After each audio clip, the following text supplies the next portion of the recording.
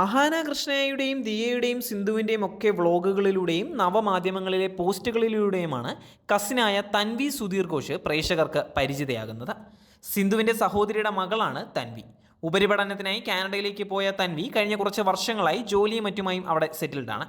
ദിയയുടെയും അശ്വിൻ്റെയും വിവാഹത്തിൽ പങ്കെടുക്കാനായാണ് തൻവി അവസാനമായി നാട്ടിൽ വരുന്നത്. ദിയയുടെ പ്രായം മാത്രമുള്ള തൻവി 20കളുടെ തുടക്കത്തിൽ തന്നെ വിവാഹിതയാവുകയായിരുന്നു. ഇന്ന് 4 വയസ്സുകാരൻ ലിയാൻ്റെ അമ്മയുമാണ് ഈ 27കാരി.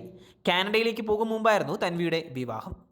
വലിയ താല്പര്യമില്ലാതെ നടന്ന വിവാഹമായിരുന്നു എന്ന് തൻവി തന്നെ തുറന്നു പറഞ്ഞിട്ടുണ്ടായിരുന്നു. ഇപ്പോൾ തൻവി വിവാഹമോചനത്തിനുള്ള നടപടികൾ ചെയ്തുകൊണ്ടിരിക്കുകയാണ്. ഭർത്താവും കാനഡയിൽ തന്നെയാണ് ജോലി ചെയ്യുന്നത്, പക്ഷേ വ്യത്യസ്ത സ്ഥലങ്ങളിലാണ് എന്നുള്ളത് മാത്രം. ഗർഭകാലം, പ്രസവം എന്നീ സമയത്തെല്ലാം തൻവി ഒറ്റയ്ക്ക് തന്നെയായിരുന്നു. ഭർത്താവിൻ്റെയോ കുടുംബത്തിൻ്റെയോ സഹായം ലഭിച്ചിട്ടില്ലായിരുന്നു. 4 വർഷമായി സിംഗിൾ മദറാണ്.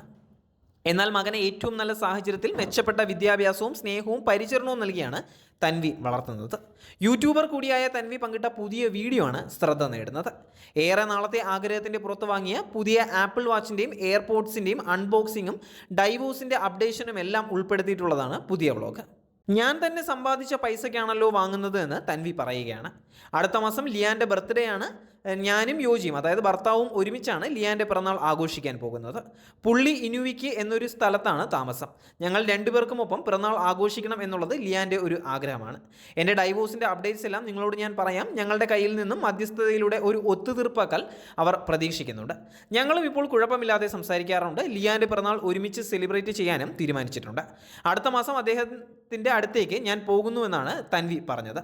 വീഡിയോ പ്രത്യക്ഷപ്പെട്ടതോടെ തൻവിയുടെ സ്ഥിരം പ്രേക്ഷകരെല്ലാം കമൻറ്റുമായി എത്തിയിരിക്കുകയാണ്. മകൻ ലിയാൻ്റെ സന്തോഷം പരിഗണിച്ചെങ്കിലും വേർപിരിയാതിരിക്കൂ എന്നാണ് ചിലർ തൻവിയെ ഉപദേശിക്കുന്നത്. ഉപദേശ കമ്മിറ്റിക്കാർ ഒരുപാട് വരും. പക്ഷേ ദാമ്പത്യത്തിൻ്റെ സന്തോഷവും സംതൃപ്തിയും ഇല്ല എങ്കിൽ ഒരിക്കലും ആ ബന്ധം മുന്നോട്ട് കൊണ്ടുപോകരുത് എന്നാണ് മറ്റു ചിലർ പറയുന്നത്.